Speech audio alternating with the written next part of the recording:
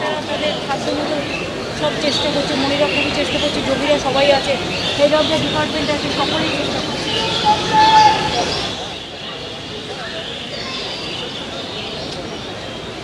উনি যেটা রেসপন্ড করলেন এটা আমার একটুখানি ভালো লাগলো, যে দুদিন রেসপন্ড করেননি এবং তার মানে ওনার জ্ঞানটা আছে,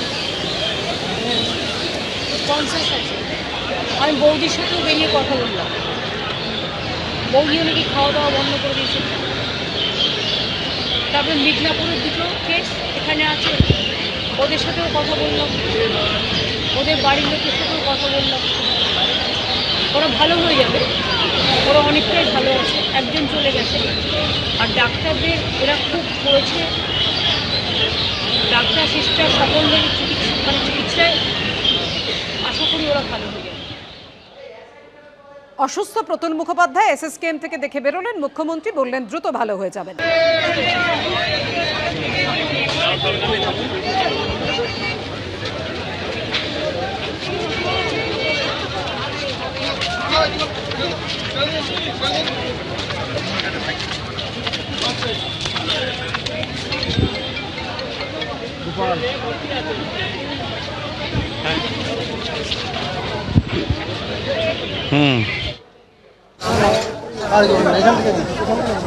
এসএসকেএম প্রতুল মুখোপাধ্যায়কে দেখতে যান মুখ্যমন্ত্রী মমতা বন্দ্যোপাধ্যায়।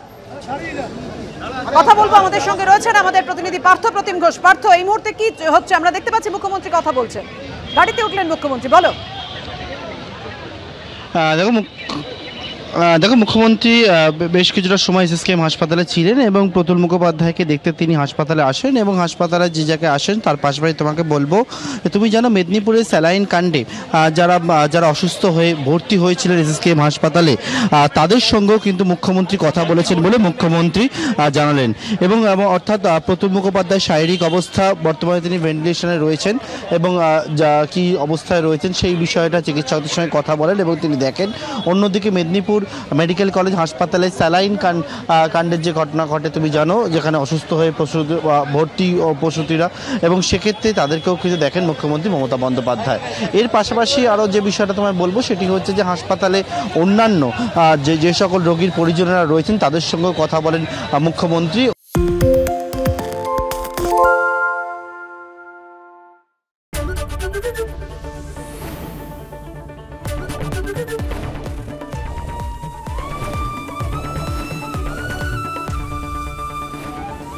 এবিপি আনন্দ, এগিয়ে থাকে, এগিয়ে রাখে।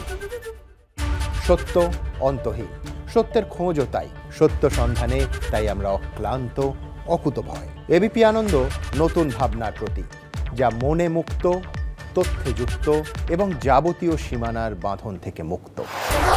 সীমা না শব্দটির মধ্যে লুকিয়ে আছে মানা শব্দটি, যেন চোখ রাঙানি এক অদৃশ্য ব্যানাজার, যা আটকে রাখে আমাদের এক ছোট্ট গণ্ডির মধ্যে। একমাত্র সঠিক খবরই গড়ে তুলবে এক মুক্ত সমাজ। সেই জগৎ গড়ার লক্ষ্যে কোনো সীমানার ঠুকুটি আমরা মানব না। এবিপি আনন্দ, এগিয়ে থাকে, এগিয়ে রাখে।